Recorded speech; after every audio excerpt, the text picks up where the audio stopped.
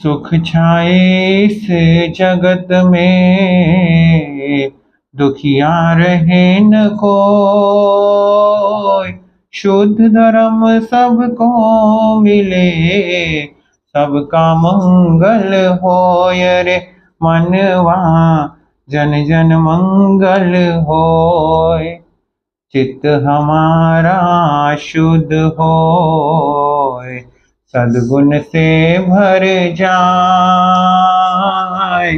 सेवा करुणा प्यार ही, मन मानस लहराय रे मनवा, मन मानस लहराय। शासनेश प्रभु परमात्मा महावीर स्वामी जी के चरणों में शत शत नमन। यहाँ पर विराजित आराध्य गुरुदेव विचक्षण मुनि जी महाराज साहेब के चरणों में कोटिशय नमन। संसार के समस्त ऊर्जा पुरुषों के चरणों में कोटिशय नमन करने के पश्चात कल से हमारे पर्वाधिराज पर्व पर्युषण की आराधना साधना प्रारंभ हो रही है।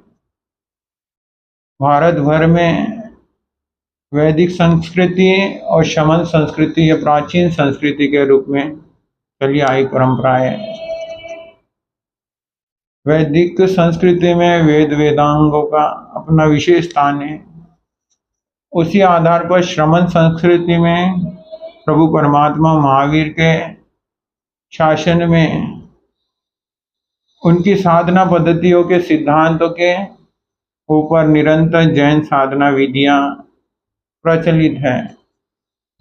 8 दिन का हमारा यह पर्व पर्युषण पर्व कहते हैं। पर्यु उपासना करना, आत्मा के समीप रहना, क्योंकि संसार के अंदर दुनियादारी के अंदर तो पॉल्यूशन बढ़ता चला जा रहा है, प्रदूषण बढ़ता चला जा रहा है।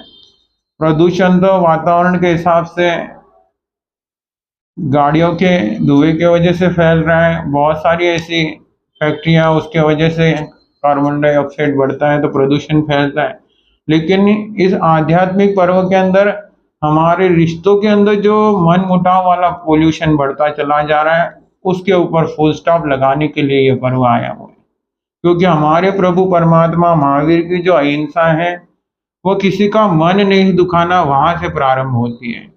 इतनी सूक्ष्म अहिंसा जैन धर्म में बतलाई गई है कि किसी का मन ना दुखे, ऐसा बिहेवियर करना, यह हमारी विश्व मैत्री की धारा है। और विश्व मैत्री का संदेश लेकर यह क्षमा पर्व आ रहा है। खामे में सवे जीवा खवंतु में, मित्ति में सब भुए सो, वैरम मध्यम न के नहीं। संसार के तमाम जीव आत्माएं जीना चाहते हैं और जैन धर्म का नेशनल सिद्धांत, नेशनल सेंटेंस ही है परस्पर उपग्रहो जीवाना, कि संसार के अंदर एक दूसरे के सहयोग के बिना संसार की गाड़ी चलती नहीं।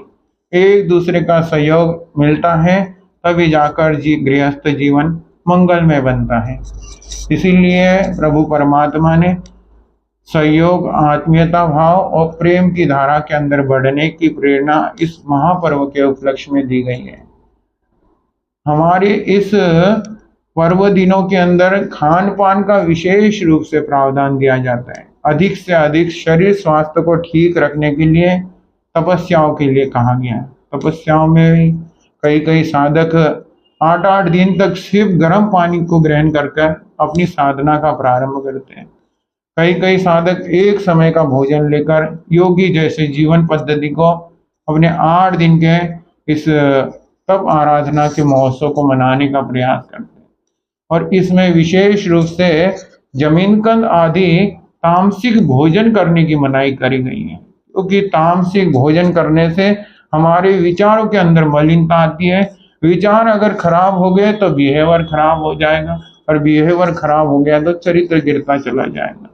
अगर चरित्र को ऊंचा उठाना है, क्योंकि हम इन 8 दिनों में जिन महापुरुषों का गुण कीर्तन करने वाले हैं, उन्होंने इसी भाव के अंदर नर से नारायण बनने की साधना विधियां दी है।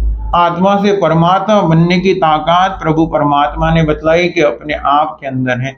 उस प्रभु परमात्मा के वचनों को अपने जीवन में चरितार्थ करने के लिए कुछ न कुछ त्याग के कदम हमारे इस वीतराग साधना के ऊपर बढ़ जाए। इसलिए सबसे महत्वपूर्ण है हमारा खान पान, बहुत ही सादा जीवन, उच्च विचारों वाली बात यहाँ पर हमारे जीवन व्यवहार में घटित होनी चाहिए, क्योंकि तामसिक भोजन अगर नहीं खाएंगे तो मन शांत रहेगा। मन शांत रहेगा तो मन में शुभ विचारों की, पवित्रता के आगमन की एक धारा जुड़ जाएगी।